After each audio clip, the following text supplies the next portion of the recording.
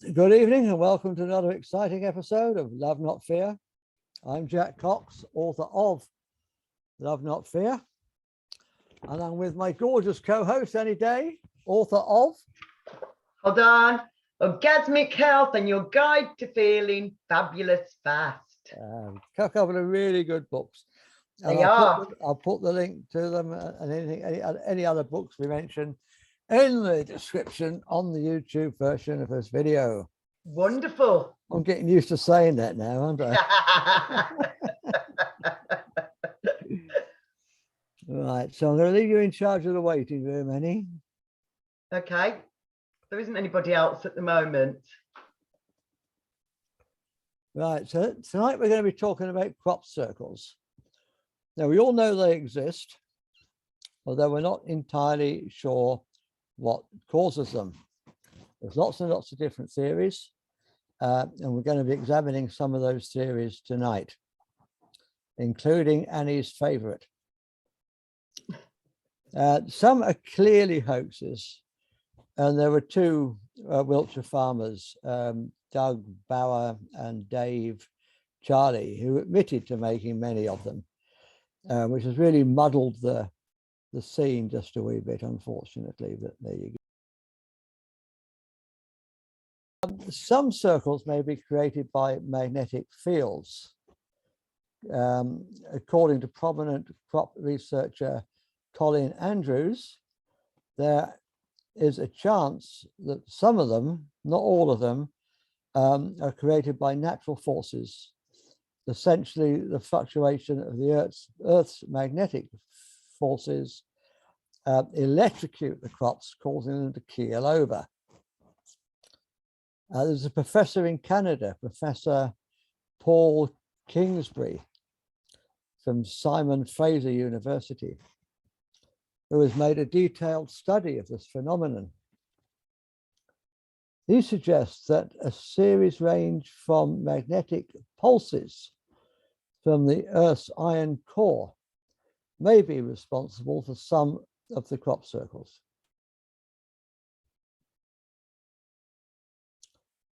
There are theories about extraterrestrial visitations, which may very well be true for some of them. There are lots of theories about aquifers. These underground water systems may carry forces of energy, the same forces that dowsers pick up on. Yeah. There have been experiments done taking the seeds from inside the crop circles and comparing their yield to the seeds collected from just outside the crop circles. Yeah. And the seeds from inside the crop circles have a much higher yield. Yeah. Unsurprisingly. And that wouldn't happen if they'd been hoaxes with people with treadboards. Absolutely. I think that's a small minority of cases. Absolutely. That's my belief as well.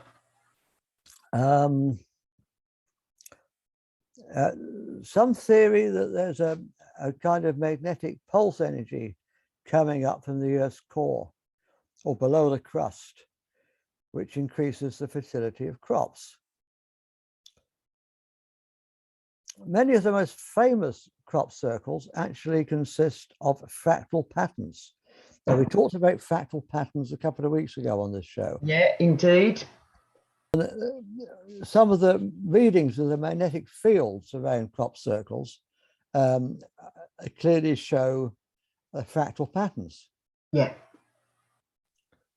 What may be even more surprising, however, is the fact that the late tycoon Lawrence Rockefeller founded some of the research, which makes you wonder whether all the research is completely impartial. Indeedy. Sounds unlikely, doesn't it? Orbs of light often appear near to crop circles. Yeah.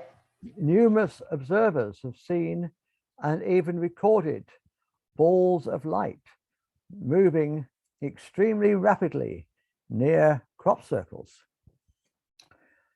The light usually appears directly before or at the exact time that a crop circle is created. Yeah. Which has caused some people to speculate, and I'm not saying A or nay here, and that maybe the balls of light are responsible for their creation. Of course, it's important to point out that thousands of crop circles have appeared without any orbs whatsoever. Yeah. So I think we have to say that there are different types of crop circles, and some of them have different causes from others. They're not all the same. We can't lump them all into one big bucket. There have been dozens of video recordings that seem to show these orbs, and the reason for their appearance still remains a mystery, although we can guess. Orbs don't usually appear unless there's something high vibrationally happening. Yeah, I would have thought so, yeah. So you can tell whether a crop circle is a hoax. I'm even going to drink. We obviously needed laughter medicine, Jack. Clearly needed laughter medicine. Many of the crop circles. But there's a thing called the bend test, and I was talking to Annie about this earlier. And if they've been created by hoaxers with tread boards, the stem is actually broken. Yeah.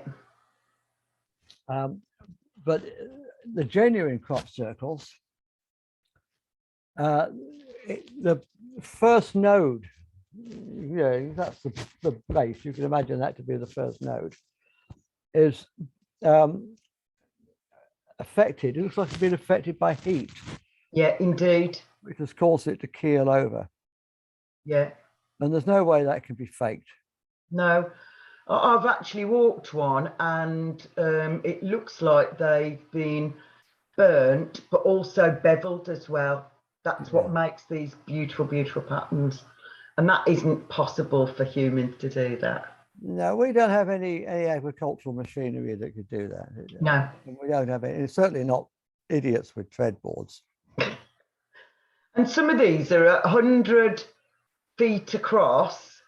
And I think for you to have made, this beautiful fractal geometry, you'd have to be a good way up to see everything when it's 100 yards wide that you're doing. That is not possible for us humans either. No, it's not. And it's the same, I think, with the Nazca lines in Peru. Yeah, absolutely. They couldn't have been made by the locals because they couldn't have known what they were doing without being high up and being able to see what they were doing, or at least be directed. Yeah, they may have been the ones actually moving the stones about, but they weren't the ones directing the activity. No. So you can't possibly fake that with a plank or a garden roller. The bend is caused by extreme heat, which softens the stems and causes them to drop just above the ground. We don't know what the source of the heat is, of course. It could very well be space visitors and their craft, or it could be heat coming up from underneath the soil, up from the core. We don't know. While crop circles appear all over the world, the majority, about 85%, occur within about 20 miles of Stonehenge in Wiltshire. Yeah, there's so many in Wiltshire. And they're not just a modern phenomena either. No. There's a famous woodcut from 1678, which appears to show oats laid out in a circle. Yeah. And some believe that to be the first evidence of a crop circle. Yeah. Although the claim is disputed because above the the picture, there's some text which clearly shows that claims that the stalks were broken. So it may be the first hoax. There are stories from North America, North American tribes, claiming to discover various formations on the land. They attributed these circles to the star people who came from the sky. Now let's have a look at some examples. The first interesting one I want to talk about appeared in July 1996, and it's the closest one to Stonehenge. At approximately 5:30 in the afternoon, the pilot flew his plane over a field in Wiltshire and saw nothing. Less than an hour later, however, he flew his plane back over the field, only to discover a massive 600-foot fractal crop circle consisting of 149 circles. Yay! And that came up in less than an hour. Exactly. And that didn't happen. Where are your bloody tread boards now?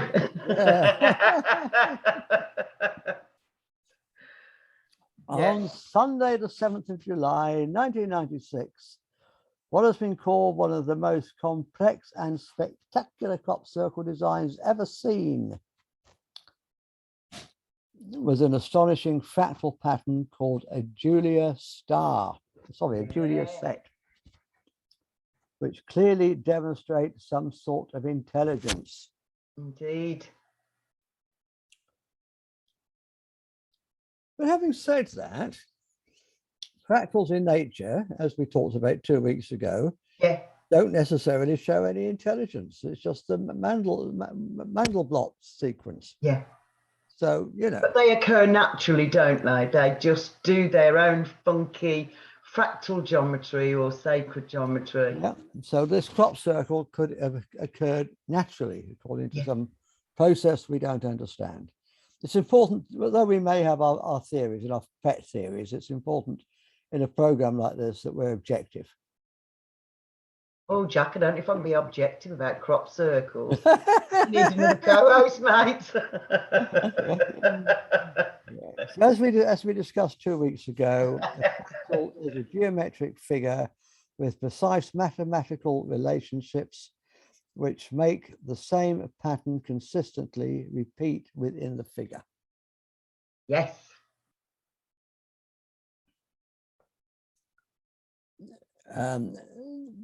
This one is unique in crop circle history for several reasons, including the fact that it appeared not far from Stonehenge. Yeah. And that there were no reports of anyone seeing anything, despite the fact it happened in broad daylight, while there were people there at Stonehenge. Yeah. And while the area was under 24-hour security surveillance. However, some car drivers going past, did report seeing an unusual mist above the field at that time. Yeah. Yeah, that's what I'd researched as well. And the man in the plane as well. That was very interesting. Yeah. The whole thing happened. He wouldn't have missed it, would it? Not a thing that big. Exactly. The whole thing must have just happened in broad daylight. Yeah. In less than an hour. Yeah, I mean, how can you explain that? You can't. You can't. They're certainly not idiots with tread boards. I am quite firmly of the belief that the really intricate ones, there is no way that they were made by humans. That's complete BS. No. And very nice of them to take the credit for it. But mate, do you know what? With a tread board, you couldn't have done that. You just couldn't have done it, basically. Yeah. The circle became one of the most famous and is important in crop circle history. Has been claimed to be one of the best cases for crop circles, for genuine crop circles. And some research I did on the Juliet set was saying that women who had already gone through the menopause started having, they started to menstruate again after the Juliet set turned up. And there were so many women that said that, you know, it's another natural phenomenon. Yeah. Colin Andrews, who we mentioned earlier, he's stated in several public conferences, if these Julia sets can be proven to be made by humans, then we can all pack our bags and go home. I like him. I really, really like him. I think that's perfect. So here's some more intriguing examples of crop circles that have come up in recent years. The serpent crop circle was discovered in a field in 2011 in West Woodhay in Berkshire. One of the largest and most intricate crop circles ever found. Its depiction of a serpent spreading over the central circle made it all the more intriguing. I mean, when there are actually pictures of things, it's not likely that they're heat coming up from the ground. Exactly. Fractals could be explained that way, but not in the actual pictures of things. Yeah. And geometric shapes. Yeah. And they're so complex. And as we said earlier, there's no way that you could do that at ground level. Yeah. You'd have to have, you know, a really huge bird's eye view, wouldn't you, to be able to see what it was that you were doing. So. Yeah. The Liddington crop circle near Liddington Castle appeared in 1996. Now, this is a very interesting one because it consisted one of the world's most mysterious ever discovered. But interest in the crop circle resurfaced when a man found a stone near Roswell in New Mexico in America with an almost identical pattern on it. Oh, nice. We all know Roswell from the famous UFO crash of 1947. Yeah. The stone had magnetic properties which were not common for stones in that area. Yeah.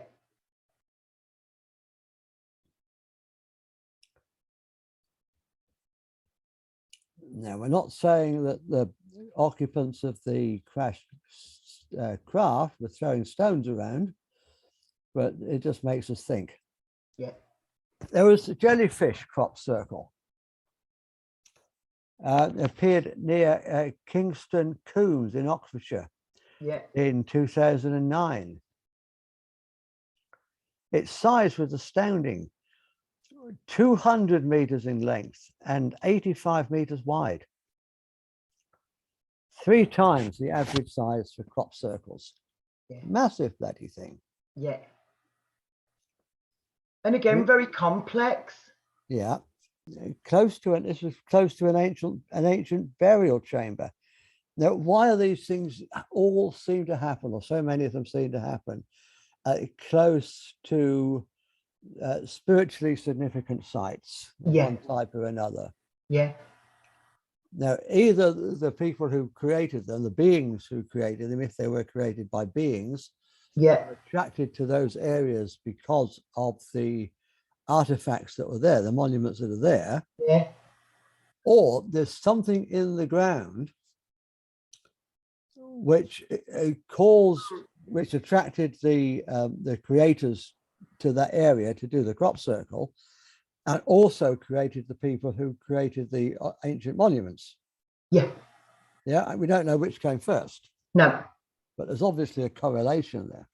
Oh, without doubt. The fact that there is so many in Wiltshire near to Stonehenge and Avebury, you know, astronomically, there are more there than there are, you know, in lots of other places of the world. I mean, we could really get into ley lines here as well, couldn't we? Yeah. Because ley lines aren't there because churches and abbeys and sacred, prehistoric sacred sites are there. The prehistoric sites and the churches and the abbeys are there because Of they're in the ground. Yeah, absolutely, because the positive ley lines. And you know, the most extraordinary one in the UK is definitely the Michael and Mary line. Yeah, it is, which goes through Glastonbury, and I think it also goes through Stonehenge, doesn't it? Yeah, absolutely. So yeah, and we've known that, you know, people years ago really understood that ley lines were magical and that they did have this positive energy in them. Yeah, absolutely. You can feel it when you're in a place like Glastonbury or Stonehenge. You can, or Avebury. Oh my gosh, yeah. You can feel it. Yeah. You can feel it. Yeah, it's such positive, again, positive high vibrational energy. If you're in any way sensitive to energies, you can feel it. Yeah. I mean, my first visit to Glastonbury, I admit, I went a bit crazy on my first visit to Glastonbury. Did you? I was just overpowered by the energies, and I started to behave very silly, even more silly than usual, Annie. Oh my God, tell me about it, mate. I want to know all the details. We're not going there. I've got to try and live that down, but but it's normal for Glastonbury. It's normal for Glastonbury. It's normal for Glastonbury, isn't it? Now, there's an interesting one that was found in Germany called the Peace Treaty Crop Circle, discovered by a farmer, Christopher Huttner, in his field in July 2014, just outside Raisting in Germany. The media, we all know how much we trust the media. Oh, yeah. I thought that would bring a chuckle. The media instantly dismissed the whole thing as a prank by college students from the nearby university. And it may have been, but if it was a jolly good one. It was argued that that design was too complex to have been pulled off overnight.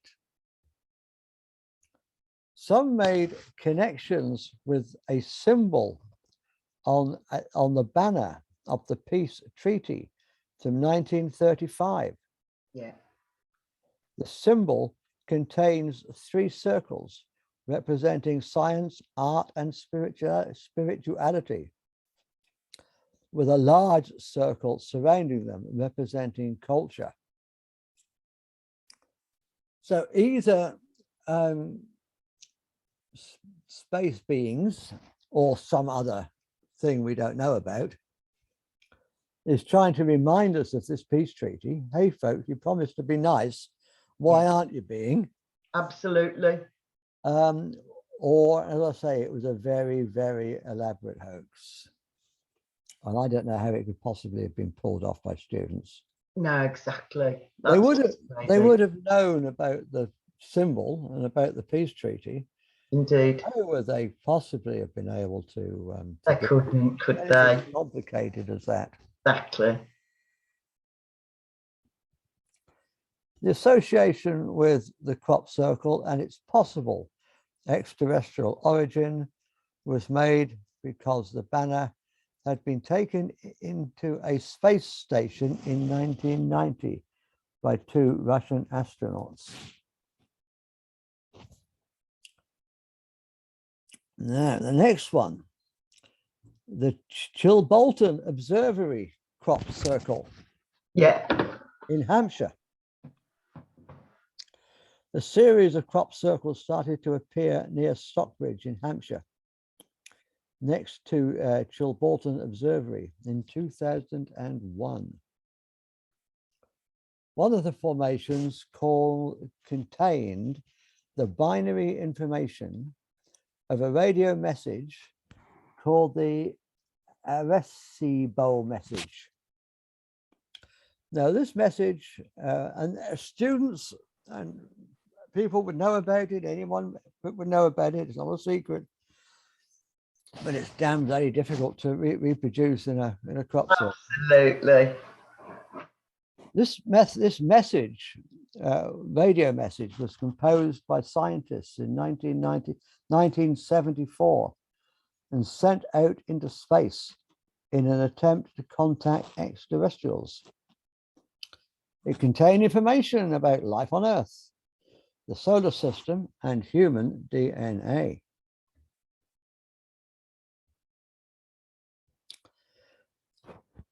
When the same code was found in this crop, or similar code was found in this crop circle, it was analyzed, but it found to have altered parts, where the information about human DNA and our solar system have been replaced with information on DNA from a different species, possibly an extraterrestrial species, and a description of another star system. Indeedy. This has led to the conclusion that the message might have been received and even replied to. Yep. There's no other kind of, I don't know what you call it, logical explanation for it. There's not really, no. Andrew Paul Smith to everyone says this is mind-blowing. It is. It's fantastic stuff, It's Andrew. beautiful stuff, isn't And it? it's not all done with students with treadboards or farmers with treadboards. They may have done a couple of dozen of them, or maybe even a couple of hundred of them over the years. I don't know. But the majority of them, no. No, there's no way that humans could have constructed this. The alien face crop circle was discovered in 2002 in Hampshire. It's unusual in many ways, featuring the standard, looking like a standard crop circle, but also containing a larger rectangular image. It's the only one I think so far that's had a rectangular image. This is from Andrew. Communication from beyond the solar system, a reply to our calling card. Yeah. I'm good with that, Andrew. Yeah, I reckon, Andrew. Yeah. So yeah, the image looks very much like an alien face. And next to it, as I say, is this square board with this cryptological analysis suggests that the message contains a binary code had been embedded into the message, and it reads: beware the bearers of false gifts and their broken promises. Much pain, but still time. Believe there is good out there. We oppose deception. Conduit closing. Wow, that's so pertinent for where we are today and what we've been living through for the last 2.5 years, isn't it? It certainly sounds all like have been big deception. It certainly sounds like someone's trying to send us a message, shake us by the shoulder, wake up, you morons, before you blow your planet up, which, by the way, I don't think they'll allow us to do. What about aliens and nuclear weapons and fear porn? There's so much fear porn at the moment that this Russia-Ukraine war is going to go nuclear. No, it's not. No, it's not. That's BS. Come on. It's BS anyway, because the principle of mutually assured destruction, mad. You'd have to be mad to start a nuclear war. Although I will just put in, I think it's enough years after the occasion now that I can say it without being done under the Official Secrets Act. I was in the war room during many of the NATO exercises during the Cold War. Okay. I was only there as a courier. I wasn't there with, I wasn't one of the big wigs, but I saw what the generals did. And it was always the NATO generals that went nuclear first. Yeah. But I don't believe the aliens will allow us to do that. No. They've already demonstrated several times that they can shut down nuclear weapons. They've done it. Yeah, absolutely. And maybe we'll do another broadcast on that another time and show the evidence for that. But I can show the evidence for that they have disabled our nuclear weapons in the past. Yeah. We're only aware of such a tiny, tiny little bit of the universe. This is what I talk about in my video that I made, I don't know, about 6 months ago, 9 months ago, called The Matrix Within a Matrix. Yeah. We've only got our 5 senses, which are a bit like a virtual reality suit. Yeah. Feeding information into our onboard computer. And that's all we know about the world. We can't have any interaction with the world directly. We can only understand it through this virtual reality meat suit. Yeah. We only see the tiniest fraction of the damage we do when we set off a nuclear weapon. Yeah.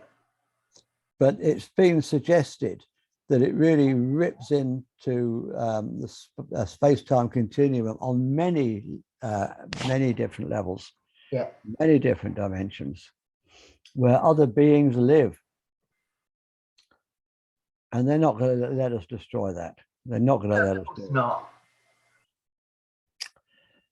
And I'm not even sure it's ever happened, because looking at the nuclear warning videos, public information videos that were put out in the early 70s during the Cold War, the ones I saw as a young soldier, the ones that were put out to the public, you look at them now, it's so obviously fixed. Yeah. They're so obviously faked. It's so obviously model houses that are blowing up. Yeah. A bit like what's happening in the Ukraine, you know, somebody had posted something a few weeks ago and it was saying, I want the glass company that made that, because although all these cars were exploded outside by allegedly the Russians, the shop fronts were, the glass was pristine. So this man was saying, I want some of that glass that they've got, because clearly that can withstand all of that, or it's bullshit. Yeah. One of these houses that were blown up by the nuclear bombs, yeah, 70s or the 60s, you can actually see the blast coming from behind the camera. Yeah. But it doesn't blow the camera up, it only blows up the house. You know, I mean, and we're supposed to believe that. And I admit, I was innocent. Think of that, did they? I was innocent in those days. I believed it. You know, we had a routine that we had to do in case of nuclear explosion. We had to put our heads between our knees and kiss goodbye to our asses. Yeah. Andrew Paul Smith has put, what about Hiroshima? Well, I think that really happened. Yeah, I think that really happened. I think that was the first and last time that the aliens let us use nuclear weapons. Yeah.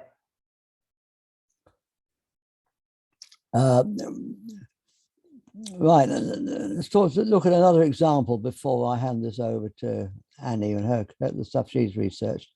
The Barbary Castle crop circle. Yeah. Turned up overnight in 2008 near Swindon in Wiltshire. Barbary Castle is an Iron Age hill fort. As for the mathematical codes embedded in it, the people who studied it were shocked to find the first 10 digits of the number pi embedded into the pattern of the circle. Yeah. Okay, other people know pi. Yeah. Students know pi. That doesn't prove it was extraterrestrial. But the fact that it was obviously intelligent, I suppose that does prove it's intelligent, really. Pi is a natural phenomena. Yeah. We just discovered it. We didn't invent it. No, indeed. But it makes you think. It makes you think. It does. Nobody's been able to figure out if something so intricate could have been created overnight. Yeah. Without any witnesses. The Milk Hill crop circle, one of the largest crop circles ever discovered, appeared in 2001 at Milk Hill in Wiltshire. Yeah. This one was outstanding because it was so much more difficult to write off as a man-made prank. Yeah, yeah. It's unclear how it could have been made overnight, given that it has 409 circles, some spanning over 20 meters. According to one crop circle expert, this would mean that each of the circles would have had to have been created in just 30 seconds. Well, unless they had hundreds of people out there working, of course, without being seen. Yeah, invisible beings. Dead silent in the middle of the night. No beer cans left anywhere. Cider cans. Yeah, this crop circle is seen as one of the best examples of inexplicable field formations. Yeah. The owner of the field has stated that it would have been impossible not to notice somebody creating such a large circle and intricate formation in the middle of the night. Indeedy. And to be that intricate, Jack, that, you know, that cannot be humans did this. It can't be. No way. The pattern of 3 interlocking spirals that the crop circle displays has been used before as a symbol in several ancient cultures. That nearly half of all crop circles found in the UK in 2003 were located within a 15-kilometre, 9.3-mile radius of the Avebury stone circles. Yeah. And that they started arriving from the 1970s. The desire to promote evidence of anomalous and paranormal events as genuine springs from deep human longing. One is a gesture towards rationalism, the notion that nothing is quite real unless it's endorsed by a reasoned argument. And it must be underwritten by scientific proof. Well, do you know what? Scientific proof following the science got us into this mess. So I don't think that we do need scientific evidence for this phenomenon. I really don't think that. Those who don't find their instinctive sense of the numinous satisfied by art, literature or music, let alone the discoveries of science themselves, could also be looking at paranormal to gratify the intuition that mystery dwells at the heart of existence. Yeah. Many people, again, believe that crop circles have been reported for centuries. According to the Smithsonian magazine, their primary piece of evidence is a woodcut from 1678, which was what you mentioned, wasn't it? Where the oat stalks were laid out in a circle. Then in July 1996, according to Harry Eilenstein, Crop Circus for Beginners, one of the world's most complex and spectacular crop circles appeared in England across a highway from the mysterious and world famous Stonehenge. It was an astonishingly fractal pattern called the Juliet set. And it, as a result, there were strange weather phenomena. And again, the women that visited it, even if they were menopausal, were finding that they started to menstruate. So there's something really potently divine feminine in that. Yeah. And also, they're not circles. They're not always circles. They are sometimes in the majority, but there's also so many, you know, so many other shapes as well. Yeah. The 17th century one was actually an oval. Yeah. But there's some square ones. I've got the book of crop circles here. Yeah. The crop circle near Silbury Hill in Wiltshire that resembles an Aztec stone. A crop circle near Silbury Hill in Wiltshire resembles the Aztec sunstone. A formation at West Kennet in Wiltshire looks like the like the Celtic symbol called the Triskel. Mm. Crop circles can range in size from a few inches to a few 100 feet across. Massive, some of them, absolutely massive. They are just absolutely huge, aren't they? And in this crop circle book that I'm going to show you shortly, it shows you people walking it, so you get an idea of just how vast and how complex they are. Yeah. Some of the more sophisticated patterns are definitely based on mathematical equations. Hawkins studied several crop circles and found that the positions of the circles, triangles and other shapes were placed based on a specific numerical relationship. Yeah. In one crop circle that had an outer and inner circle, the area of the outer circle was 4 times that of the inner circle. The specific placement of the shapes indicate that whoever the circle makers were, they have a really intricate knowledge of Euclidean geometry. Some circles have thin lines leading away from them. These are sometimes called spurs, but they're not actually part of the circle. They are created by the farmer's tractor. Oh, yeah. So the theory is UFO and aliens, possibly the most controversial, but the one that resonates with my heart, are that they are the work of visitors from other planets. Like Andrew's just said, alien calling cards. People who agree with this theory say that the circles are either the imprint left by the landing spacecraft or messages brought from afar to hail us Earthlings. Some eyewitnesses have claimed to have seen UFO-like lights and strange noises emanating from crop site circles. We've already talked about the fact that it could be underground. Aircraft. This is Aircraft. Yes. A few researchers have theorized that small planes or helicopters stir up downdrafts that push the crops down into patterns. Yeah, I'm not buying it either. No. Not those. I'm sorry, but they are so intricately designed. They are so complex. There's no way that planes of any size or shape were doing that. No way. Absolutely impossible. In the early 1990s, American biophysicist Dr. William Levengood discovered that crops in circles were damaged much the same way as plants heated in a microwave oven.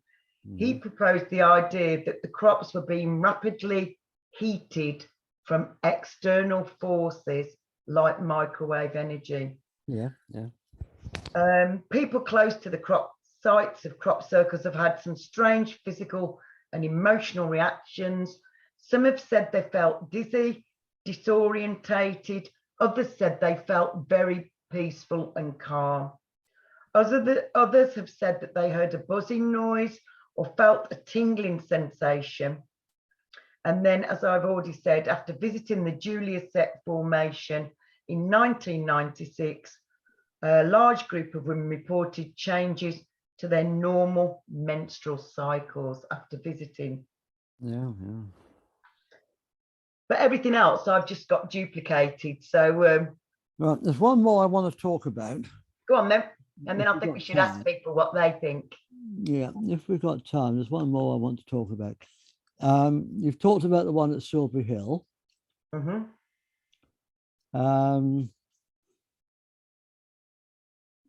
But there's some more information on that one that might be interesting.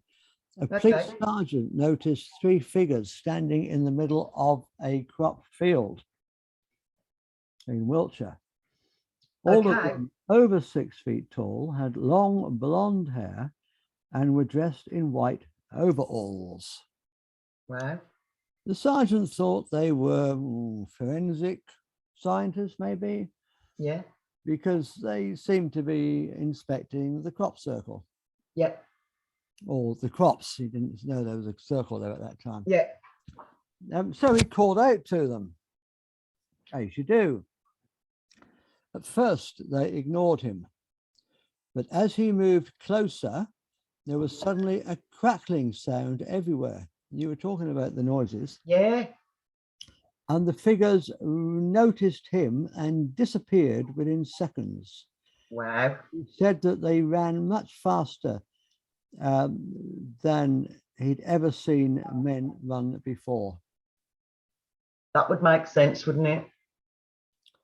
The sergeant said that the scene and the noise, which was still there, frightened him so much, and this is a police sergeant, Yeah. that he drove off in a panic and had a pounding headache for the rest of the day. Wow. Interesting. So what's that? That's not kids with a treadboard, is it? Not even remotely, is it? Dressed up in white coveralls. No, that sounds very much like the Nordics. Doesn't it? Doesn't it?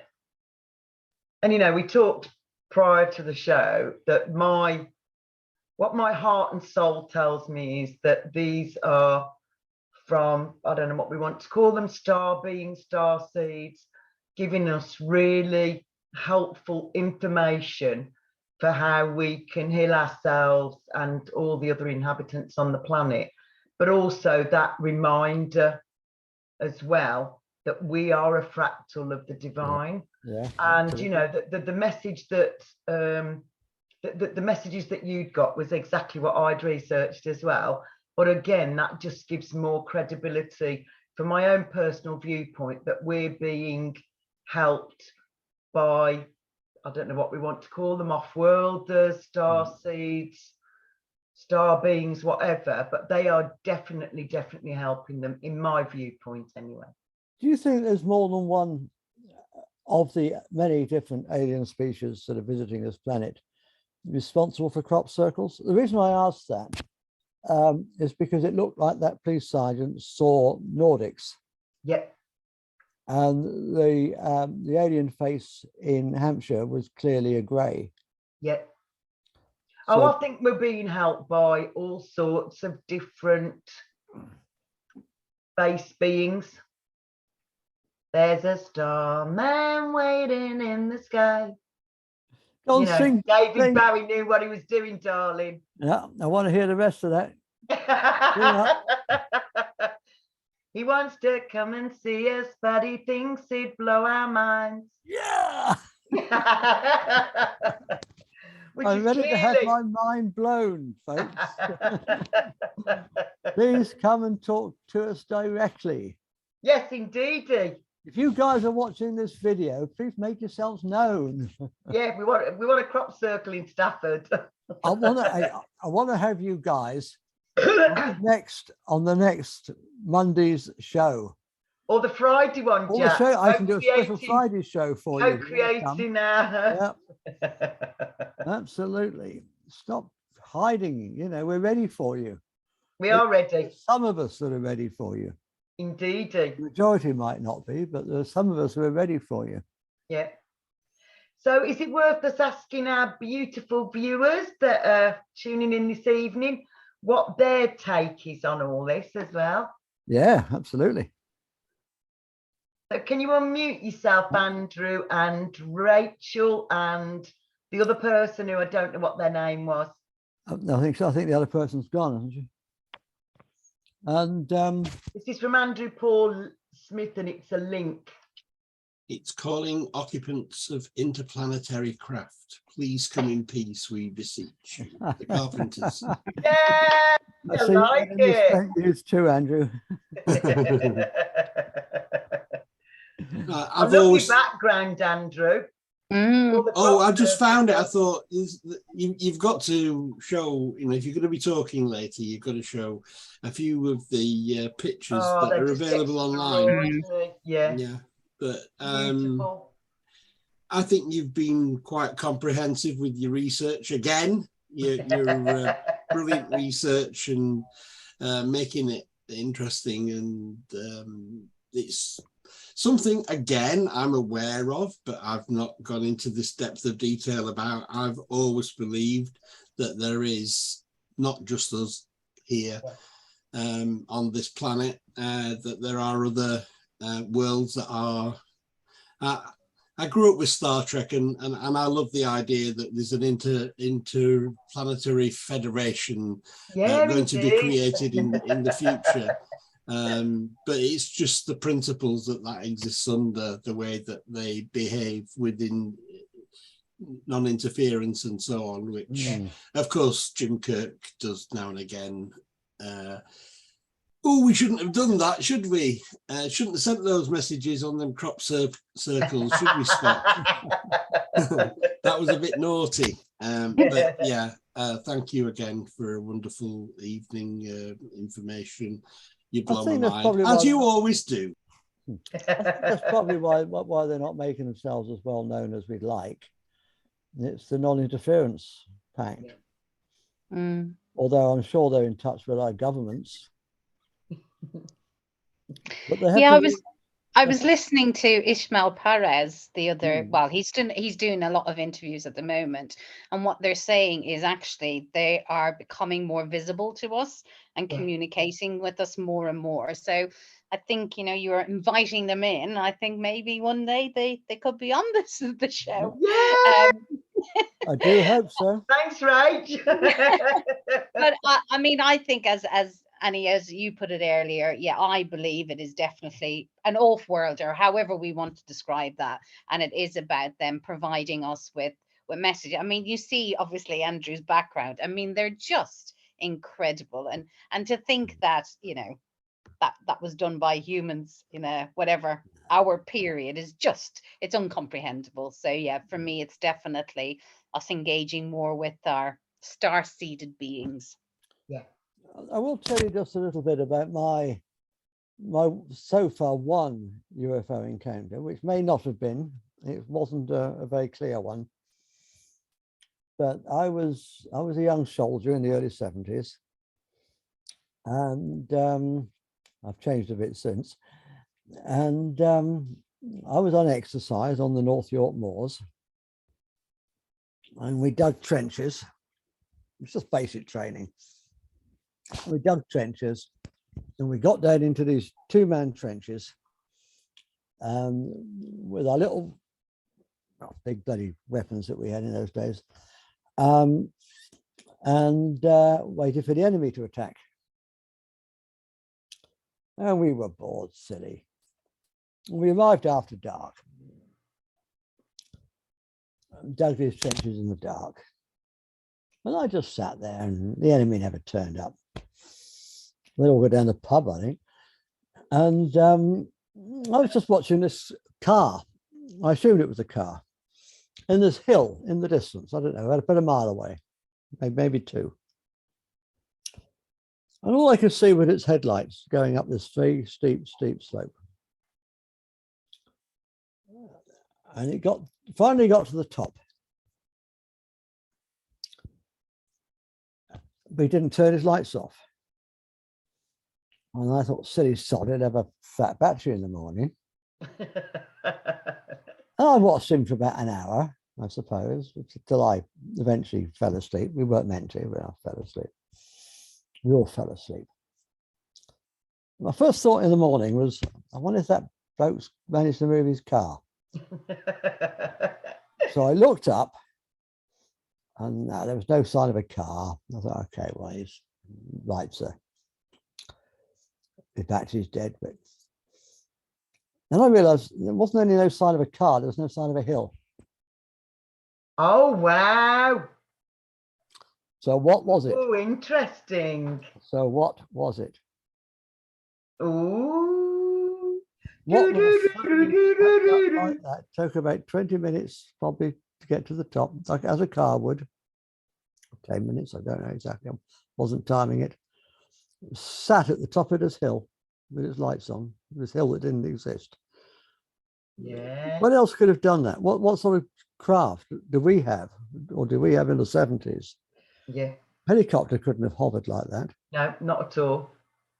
And silent too. I mean, if it was a helicopter, we would have heard it. Yeah. Even from a mile away, we would have heard it. Yeah, absolutely. So what was it? I'm not A giant mound of mashed potato. Yep. Close Encounters. Do you remember that it's all tune? Green Men. What was it? Yeah, Devil's Mountain or whatever they called it. I'll leave you all to make your own conclusions. But no, I'd not been eating mushrooms. I think what's interesting about tonight is that most of the examples that we're finding are quite recent. And okay, you've got the one from the 1600s there, 1500 rather, but most of these are quite recent, sort of in the last 20, 22 years. It's almost like maybe there were these things before, but they either weren't reported or they were suppressed or whatever, but it's regular now. And I've just been doing a little bit of research of my own, and there are people giving tours to crop circles. You can actually choose to go on holiday to look at crop circles, but the fact that they are recent suggests that we are entering into a time where the purveyor of these things is going to show themselves. So Jack's already invited you. You're going to watch this. I know you are. Come on in. The vast majority have been from Wiltshire in the last 50 years. Yeah. Since the early 70s. And, you know, maybe it is that these star beings, or however we're going to describe them, maybe they know we're ready for it, damn that. Without their help, we wouldn't be doing as well as we are. Well, I think there's been a lot more,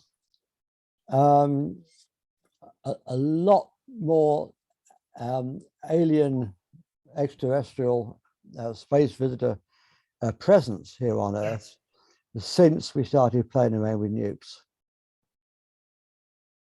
We kind of drew attention to ourselves. It rather brought attention to us, I think. And it was maybe some of the other things that are happening as well. You know, the dark cabal have really been jacking up the fear. And I would imagine that high vibrational beings would want us to stop doing that. Julie Sullivan entered the waiting room. Oh, I've missed her.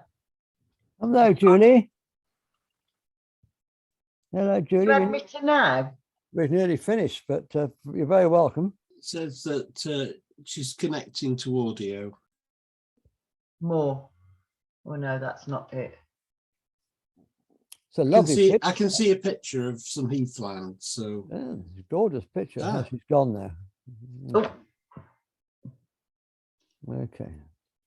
Well, maybe they know that we need a lot of assistance, and you know, some of them have been since the 1970s, and it was at that time when we were doing, you know, as well as the nuclear stuff, we weren't looking after our Earth, we weren't looking after ourselves, but also we were being conned more and more and more by politicians. Also, you know, the health services and everything else really kind of exploded, all that really dark, corrupt, greedy energy. And I do think maybe that's what's triggered so many crop circles, to remind us of the beautiful earth that we live on. And, you know, they are all really beautiful. They're really beautiful. And I think they're speaking to us. I mean, while we're talking about having been conned, and we've been conned big time, and not just for the last 2 years, but for as long as I've been alive, and thousands of years, going back to Babylon and Sumer. The Sumerians.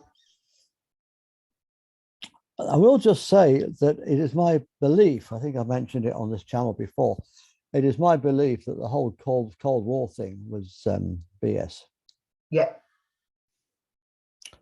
I had a job for 3 years at a NATO unit, taking top secret documents all over Europe in an unmarked car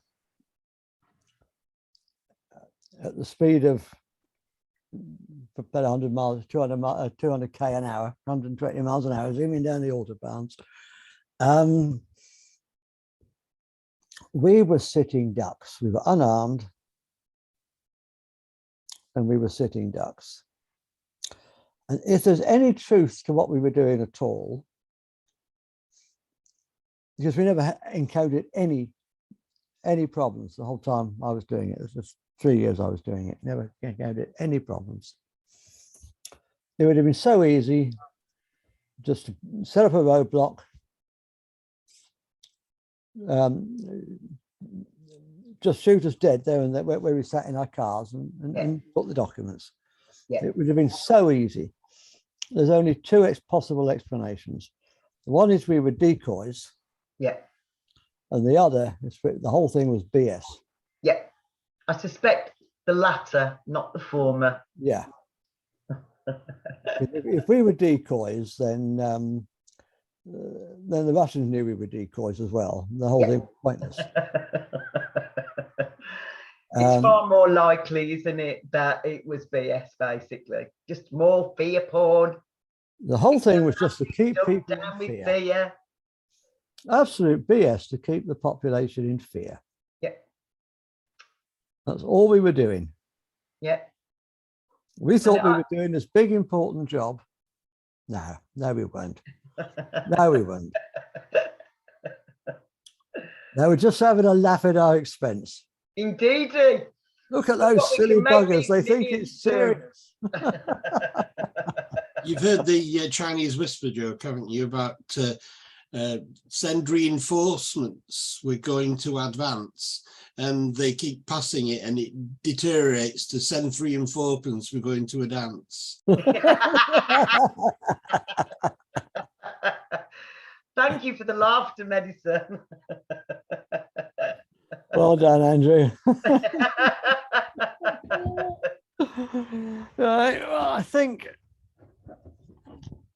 we pretty much covered this subject for today. Anybody else want to say anything that they haven't said already, or they want to reiterate? There's an event tomorrow night on the way at 6:30, and we've got a doula, a death doula coming to speak to us.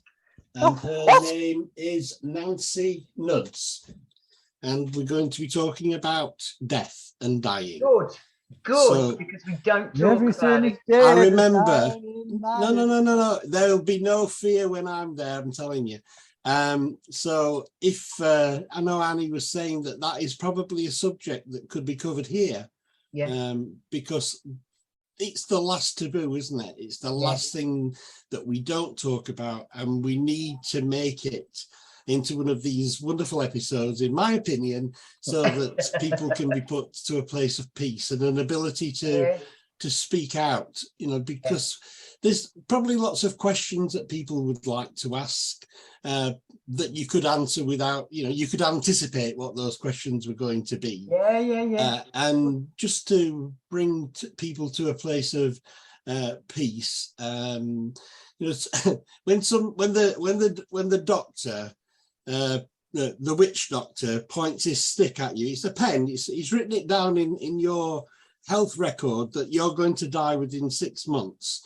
So, well, you've got 6 months to live, but actually what they're saying is your body has 6 months to live, in their professional opinion, and they could be wrong. I've got a friend, I've got a friend who was given 6 months to live 4 years ago. But it's the best thing that ever happened to her, because she now is in a place where she really enjoys every minute of every day, because she thinks it might be the last one. So she's determined. She's had a ball for 4 years. The witch doctor's pointing stick actually did her a big favor, because she enjoys her life so much more now.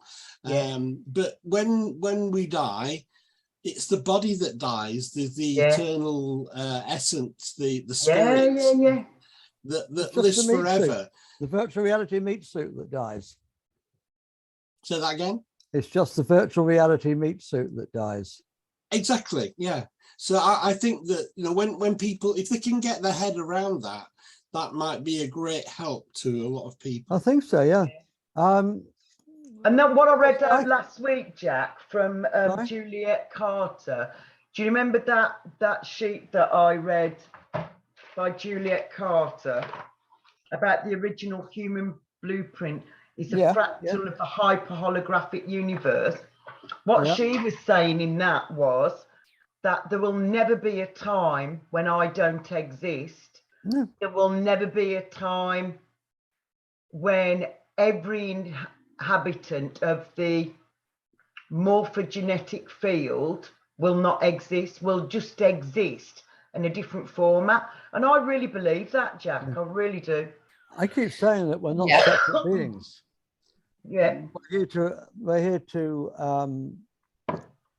come out of the illusion of separateness, to see through the illusion of separateness. Absolutely. We're not separate beings. And if we're not separate beings, how can one of us die and not the rest of us die? Yeah, exactly. I like the term, rather than death, passing over, because I do think we're just passing over to another life. And I think you're right, Andrew. I think the more people can become okay with that is what happens, I think it just does give them a sense of peace. I'm just moving on to another stage. Yeah. To me, it's just like taking off the virtual reality helmet. Sure.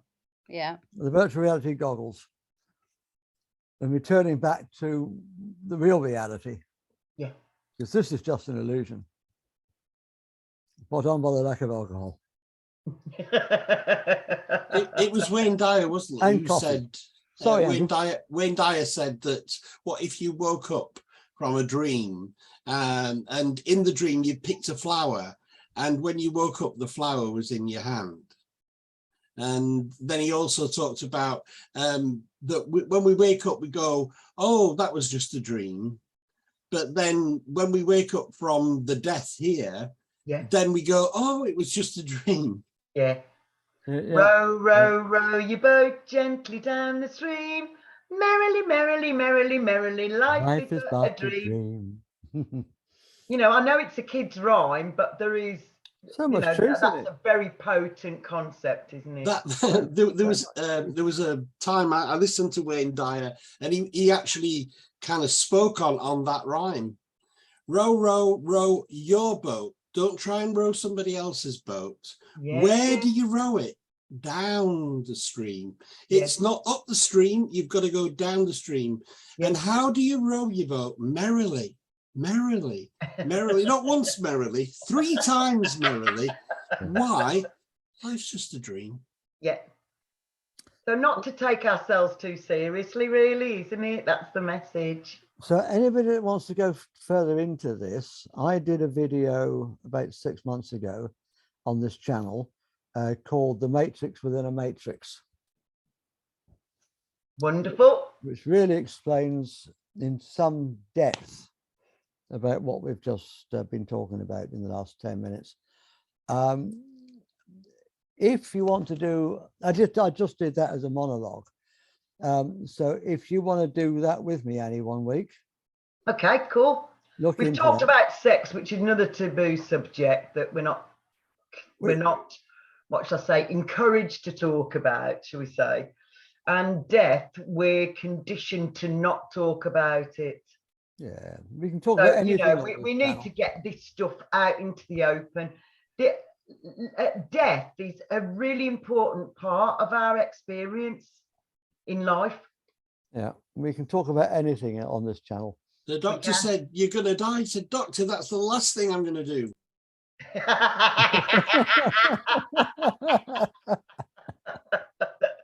I love it. So shall I show you the books that I'm recommending? So The Template by Juliet and Jiva Carter. Okay, I'll put a link to that below in the description. And then Crop Circles. Yeah. This has got the most beautiful photographs. And again, it shows you the dimensions, that they're 100 yards wide or whatever it is. That is a really, really lovely book, that one. It's beautiful, isn't it? It really, really is. It's called crop circles, signs, wonders, and mysteries. And then another one that I haven't shown you is extraterrestrial expressions on Earth, alien art. Wow. Fancy that? Yeah. Yeah. And again, it's got loads of beautiful, beautiful crop circles and all sorts of lovely, lovely, lovely things in. And also the Nazca astronaut and drawings in the desert. But again, some beautiful sacred geometry as well. So I thoroughly recommend Extraterrestrial Expressions on Earth by Sarah Moran, and the forewords by Eric von Daniken, which nobody will be surprised at. And it's called Alien Art. So it's showing us all the stuff that, you know, that has been on our Earth for such a long time. So yeah. I will put a link to all those below in the description. Angel Jack Cox, thank you. On the YouTube version of this video, which will be up Wednesday or Thursday. Okay. Because I'm going away tomorrow. Wonderful. I'm really pleased for you, Jack. I'm having a wonderful picnic with a very lovely lady. So I'm rather looking forward to that. I should hope so, Jack. I should hope so. I will just say, I've mentioned this the last two programs. No one's taken me up on it yet. And I'll say this for the benefit of the people watching afterwards on YouTube, as much as to the people present at the moment. If you want to ask a question, anything that comes to mind afterwards, not necessarily about what we've spoken about today, a question for myself or for Annie, can you please put it in video format if you can? And Annie and I will, Annie or I, or both of us will answer it in a later show. Or if there's enough, we'll put on a special show just to answer the questions. I went looking for the question that you had answered by David Icke, and I couldn't find it. That's what I was asking. I should have asked you for earlier. What happened to the link? I knew there was something I needed to ask you for, and I asked for last week's broadcast. Yeah, right. I will put the link to that. Yeah, lovely. Thank you very much. Thank you. I'll send it to you privately, Andrew. The other thing I want to talk about briefly, I'm trying to set up a community. We don't know where yet, but based around my idea of a free gift economy where people just help each other, pay it forward within the group. We can't open it up to the whole world yet. And the idea is to start off with a community garden and then throw the community garden open to people with different skills. So anybody who's on the show now or who's watching later who wants to help with that, either donate to the costs or become actively involved, please do get in touch with me. Okay, exciting, Jack.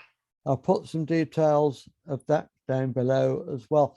Over the next few days, I'm planning to set up a not-for-profit limited company, limited by guarantee, called Let's Help Each Other to Thrive Limited. I like that. Which means we can then collect donations legally and officially. And there's several ways we can do it. If anyone's got a piece of land that we can use, then please get in touch. That's the most important thing. If anybody comes up and say, hey, Jack, I've got a piece of land, you're very welcome to come and use it, then that's where we'll locate, anywhere in Britain. Okay. The other possibility is to rent a piece of land. And I was looking today, it's possible to rent a decent small holding. And I was looking at one in particular, I think it was 5 acres, for $1,200 a month, which isn't a great deal. If we had 12 people, putting a tenner in, putting 100 in every month, Mm. well, 120 people putting It's a got tenner in. potential, certainly, hasn't it? It's We definitely could got do that. potential. We could do that. Yeah. So this is the idea. Or this has just jumped into my head. You could crowdfund for the money, Jack. Well, we're planning on doing that too. Oh, okay. That's why I'm setting up the limited company. Oh, perfect. Then I can set up a crowdfunding offer. Yeah. Wonderful. How exciting. It's all and apart from the donations to get us started, because the irony is that it costs money in the present society we're living in to set up a no money society. Yeah. That's the irony. So, the irony of it, Jack. I can't do it unless people support us financially. And themselves. And themselves. Yeah. All the money raised, and there is a link below in the description. All the money raised will go towards the project. Yeah. Either towards the land or towards the admin costs to get us started. And the admin costs will be very low. Yeah. Compared with some of the big charities out there, it'll be very, very low. So I'm really hoping that's going to take off. So I'm going to remind you of what Paul J. Meyer says. Whatever you vividly imagine, ardently desire, sincerely believe, and enthusiastically act upon must inevitably come to pass. I am going to be I am already putting it out to the universe. Yeah, good. If you go back to the Bible, that's how everything got made. In the beginning, God just spoke it all into being. Absolutely. And we're just a little bit of God, so let's speak it into being. Yeah. Words are spells. That's why they call it spelling. Indeedy. So we need to be careful about the language that we're using all the time. Yeah, I'm pretty careful, yeah. Especially around you, Annie. No, surely not, Jack. Right, thanks everyone for coming. Thank you so much. Thank you. It's been wonderful. Thank you, Andrew. Namaste. Thank you, the other ladies. And thank you, Jack, as well, for giving us this great opportunity to talk about things that aren't usually talked about. We're here every Monday. And if anyone's doing anything particular that they want to talk about, they want to have highlighted, they want to present to the world, I also do a Friday show called Co-Creating the New Earth Together. Yeah. Not every Friday, just the Fridays where I have a guest who wants to come on. So anybody who wants to come on and be showcased, give me a shout. Rach, I want you to do something on starseeds, and Andrew, I want you to talk to Jack about your book. That's just all you need is love. I definitely want to talk to Andrew about his book. We've talked about it's an invite to buy my book. Yeah. The Beatles made the advert back in 1967. How about that? And I want to tell you something else that's exciting as well, that is completely unrelated to any of this. But I am so excited, Jack. It's my birthday on Thursday, and on Friday, the lovely Rachel and I are going to Glastonbury, and we're going to the fairy ball on Saturday night. Oh, wonderful. I'm very excited for Rachel, because she's not been to Glastonbury before. So have a wonderful time, and we look forward to seeing all the pictures. Oh, definitely. You're going to take loads. I bet you're going dressed as a mer fairy. I'm not actually. No? I'm not. No, just shocker, I know. So I've got a green velvet dress that was, well, it looks like it was made for me, and a green velvet cloak. And one of my palliative care patients is going to give Rachel and I loads of big strands of ivy, because the theme is fern and forest this year. So we're going to make ourselves lovely, lovely crowns, aren't we?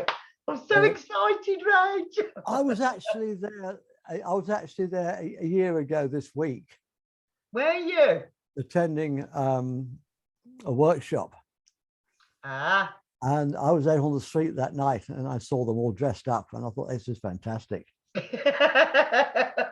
Well, I went 3 years ago, and then thanks to the scamdemic, obviously it's not been on, but yeah, I'm very excited. It was on last year.